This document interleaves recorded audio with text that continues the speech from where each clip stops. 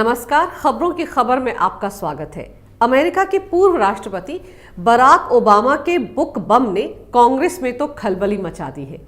ऐसी खलबली की करीब 1.5 दशक पहले के उनके ऐसे काले कारनामे की पोल खोल कर रख दी है जिसे अब तक कांग्रेस छिपाती फिर रही थी। ओबामा ने अपनी किताब अ प्रॉमिस्ड लैंड में कांग्रेस की अपने मुस्लिम वोट बैंक से की गई लॉन्ग टर्म प्रॉमिस की बखियां उधेड़ कर रख दी है। कैसे कांग्रेस ने अपने मुस्लिम वोट बैंक के लिए आतंकवाद के साथ समझौता किया, कैसे आतंकवाद को कभी भी इस्लामिक कट्टरवाद से जोड़कर पेश करने की कांग्रेस ने कोशिश ही नहीं की, मुंबई हमले के तमाम सबूतों को सिर्फ और सिर्फ अपने मुस्लिम वोट बैंक के चलते नकार दिया। कांग्रेस के इस पूरे खेल का ओबामा ने अपनी किताब में न सिर्फ पर्दाफाश किया है बल्कि उनके निशाने पर कांग्रेस अध्यक्ष सोनिया गांधी हैं। ओबामा ने अपनी किताब में साफ लिखा है कि कैसे मनमोहन सरकार ने मुस्लिम अपीजमेंट की नीति के चलते मुंबई में हुए सबसे बड़े आतंकवादी हमले तक को नजरअंदाज कर दिया था। 2008 में मुंबई पर हुए अब तक के सबसे बड़े आतंकवादी हमले के लिए जिम्मेदार पाकिस्तान को भारत ने ऐसे क्यों छोड़ दिया? क्यों पाकिस्तान पर हमला नहीं किया गया था? इस सवाल का जवाब अमेरिका के पूर्व राष्ट्रपति बराक ओबामा ने अपनी इस किताब अ प्रॉमिस्ड लैंड में दिया है। 26/11 के इस आतंकवादी हमले ने न सिर्फ पूरे देश को बल्कि दुनिया को हिलाकर रख दिया था। इस हमले को पाकिस्तान के आतंकवादी संगठन लश्कर-ए-तैयबा के 10 आतंकवादियों ने अंजाम दिया था, जो पाकिस्तान से समंदर के रास्ते मुंबई में दाखिल हुए थे। इस हमले में करीब पौने 200 बेगुनाह लोग मारे गए थे, जबकि मुंबई पुलिस, एटीएस और एनएसजी के 11 जवान भी इस हमले में शहीद हुए थे। 12 साल पहले हुए इस हमले को पाकिस्तान ने बहुत ही सुनियोजित तरीके से अंजाम दिया था। हमले के दौरान इन आतंकवादियों को सैटेलाइट फोन पर पाकिस्तान में बैठे उनके आका लगातार गाइड भी कर रहे थे। हमले के तुरंत बाद भारतीय खुफिया एजेंसियों को इस बात के पुख्ता सबूत मिल गए थे कि इस हमले के पीछे पाकिस्तान की फौज और वहां की खुफिया एजेंसी ISI का भी हाथ था। इस पुख्ता जानकारी के पीछे हमले में जिंदा पकड़े गए एकमात्र आतंकवादी अजमल कसाब की तरफ से दिया गया इकबालिया बयान, कराची के कंट्रोल रूम में बैठे लश्कर-ए-तैयबा के आदमी और मुंबई हमलावरों के बीच पकड़ी गई कई घंटों की बातचीत थी। इतने सारे सबूत मिलने के बाद जहां पूरा देश पाकिस्तान से बदला लेने की आग में जल रहा था, वहीं उस वक्त की मनमोहन सरकार ने पाकिस्तान के खिलाफ किसी भी तरह की सैन्य कार्रवाई से साफ इनकार कर दिया था। तब हर तरफ मनमोहन सरकार के इस लचीले रवैये पर कई सवाल उठे थे। क्यों पाकिस्तान की इस बड़ी हिमाकत को भारत ने नजरअंदाज कर दिया? अब करीब 12 साल गुजर जाने के बाद अमेरिका के राष्ट्रपति बराक ओबामा ने अपनी किताब में इस सवाल का जो जवाब दिया है वो वाकई बेहद चौंकाने वाला है। उन्होंने लिखा है कि मुंबई हमले के बाद मनमोहन सिंह बहुत डर गए थे। डर इस वजह से नहीं था कि पाकिस्तान भी भारत की तरफ से की गई किसी भी कार्रवाई का पलट कर जवाब दे सकता है, बल्कि डर इस वजह से था कि अगर भारत इस तरह की कार्रवाई को अंजाम देता है तो कहीं कांग्रेस का मुस्लिम वोट बैंक उसके हाथ से खिसक ना जाए और इस बात का फायदा कहीं कुछ महीने बाद होने वाले लोकसभा चुनाव में बीजेपी ना उठा ले। जी हां, सही सुना आपने।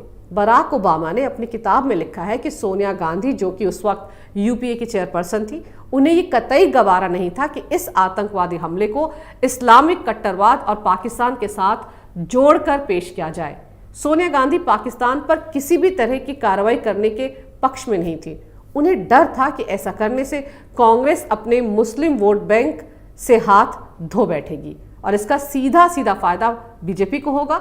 बीजेपी तो हमेशा से ही कहती आ रही थी कि पाकिस्तान आतंकवाद की फैक्ट्री है और वो इसी आतंकवाद की आड़ में भारत के खिलाफ प्रॉक्सी वॉर चला रहा है। ऐसे में पाकिस्तान पर हमले की सूरत में बीजेपी अपनी इसी बात को और जोरदार तरीके से उठाती तो कांग्रेस को लोकसभा चुनाव में भारी नुकसान उठाना पड़ता, क्योंकि 2009 में लोकसभा के चुनाव सिर पर थे। ऐसे में कांग्रेस, जो 2009 का चुनाव भगवा आतंकवाद के मुद्दे पर लड़ने का मन बना चुकी थी, वो पाकिस्तान पर हमला करके आ बैल मुझे मार नहीं करना चाहती थी और इसीलिए अपने मुस्लिम वोट बैंक को एकजुट रखने के चलते उस वक्त की मनमोहन सरकार ने अपने फायदे के लिए न सिर्फ देश के मान सम्मान को ताक पर रख दिया बल्कि देश की सुरक्षा के साथ भी एक समझौता कर लिया। सिर्फ और सिर्फ मुसलमानों को खुश करने के लिए, उनके वोट हासिल करने के लिए इतने बड़े आतंकवादी हमले पर मनमोहन सिंह खामोश रहे। और इसीलिए बराक ओबामा ने अपनी किताब में मनमोहन सिंह को एक डरा हुआ प्रधानमंत्री बताया है। ये तो वो तथ्य हैं जिनका खुलासा बराक ओबामा ने अपनी किताब में किया है। लेकिन कांग्रेस ने ऐसा क्यों किया? क्यों कांग्रेस को इस हमले में पाकिस्तान का कनेक्शन नजर ही नहीं आया? क्यों कांग्रेस ने इतने बड़े गुनाह के लिए भी पाकिस्तान को बख्श दिया? क्यों कांग्रेस पर पाकिस्तान के प्रति नरम रवैया रखने का आरोप लगता है? इस खेल को पूरा समझने के लिए आपको 2006 और 2007 में हुए कुछ आतंकवादी हमलों को जहन में रखना होगा। गौरतलब है कि यूपीए 1 सरकार के गृह मंत्री पी चिदम्बरम ने 2006 में महाराष्ट्र के मालेगांव में बम धमाके, हरियाणा में समझौता एक्सप्रेस में धमाका, हैदराबाद में मक्का मस्जिद में धमाका और 2007 में अजमेर शरीफ दरगाह पर हुए बम धमाकों के बाद भगवा आतंकवाद का जुमला उछाला था। मालेगांव धमाके के बाद तो मनमोहन सरकार ने कथित हिंदू आतंकवाद के नाम पर साध्वी प्रज्ञा, कर्नल पुरोहित, स्वामी असीमानंद को महाराष्ट्र एटीएस ने गिरफ्तार भी किया था।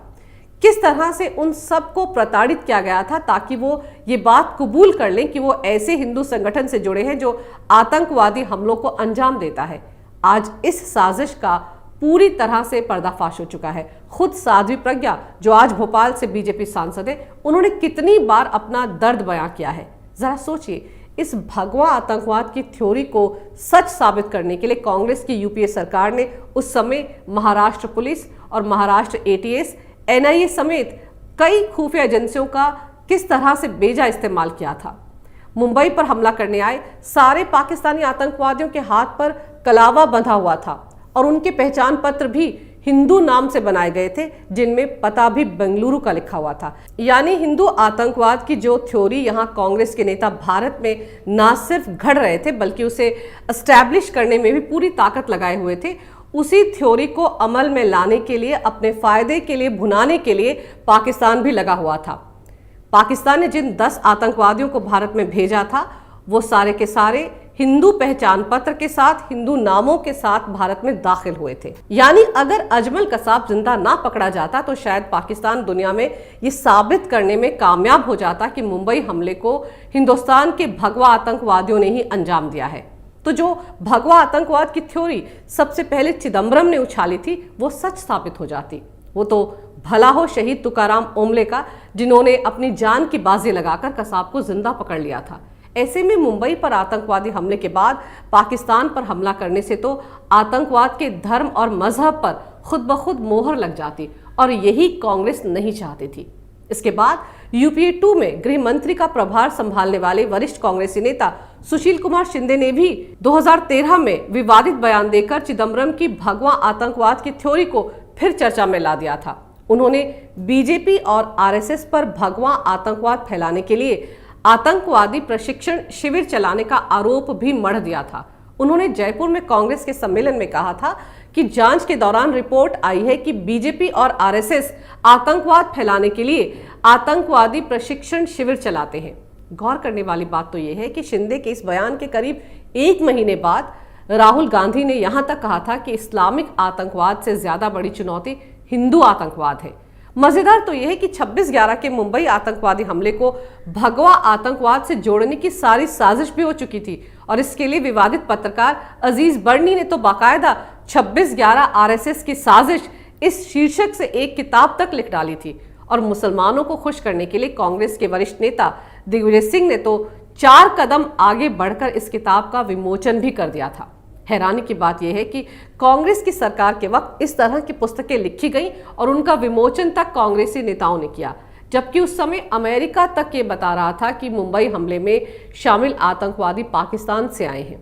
बस कांग्रेस के केंद्र में काबिज मनमोहन सरकार को ये ना दिख रहा था ना समझ में आ रहा था। और अगर आज कांग्रेस की उस वक्त की हिंदू आतंकवाद की थ्योरी और अमेरिकी पूर्व राष्ट्रपति बराक ओबामा की किताब में लिखे गए तथ्यों को आप जोड़ेंगे तो समझ में आ जाएगा कि कांग्रेस को पाकिस्तान से इतना प्रेम क्यों है। क्यों कांग्रेस ने पुलवामा आतंकवादी हमले पर पाकिस्तान का बचाव करते हुए बीजेपी पर ही इस हमले को अंजाम देने का आरोप मढ़ दिया था। सर्जिकल स्ट्राइक पर कांग्रेस ने ही सवाल क्यों उठाए थे। क्यों बालाकोट हवाई हमले के बाद सबसे ज्यादा कांग्रेसी परेशान थी। सीएए के मुद्दे को लेकर क्यों कांग्रेस ने हिंदुस्तानी मुसलमानों को बरगलाया? क्यों एनआरसी के मुद्दे पर मुसलमानों को डिटेंशन कैंप में बंद करने के नाम पर डराया और धमकाया? और जम्मू कश्मीर से आर्टिकल 370 हटने के बाद कांग्रेस के नेताओं और पाकिस्तान के नेताओं की जुबान एक जैसी थी। क्यों यहां जो कुछ राहुल ने बोला वही बात इमरान खान ने यूएन में जाकर बोली? आज भी क्यों कांग्रेस कश्मीर में आर्टिकल 370 बहाल करने के लिए बने विवादित गुपकर गैंग का हिस्सा है? पाकिस्तान के नेताओं और कांग्रेस के नेताओं की जुबान एक ही है, ये महज इत्तेफाक नहीं हो सकता।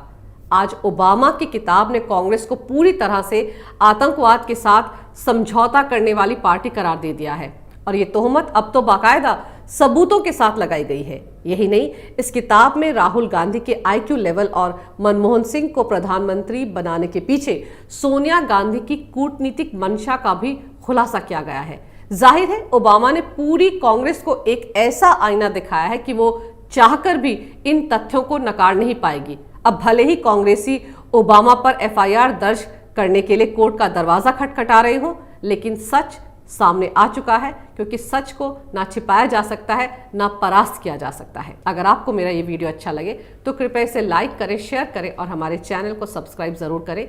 देखते रहिए कैपिटल टीवी। अगर आपको हमारा वीडियो पसंद आया हो तो इसे लाइक करें, हमारे चैनल को सब्सक्राइब करें और हाँ, बेल आइकन दबाना ना भूलें ताकि आप तक हमारे वीडियो की नोटिफिकेशन पहुंचती रहे। आप अपना सुझाव हमें कमेंट बॉक्स में दे सकते हैं। हमारे साथ जुड़ने के लिए शुक्रिया।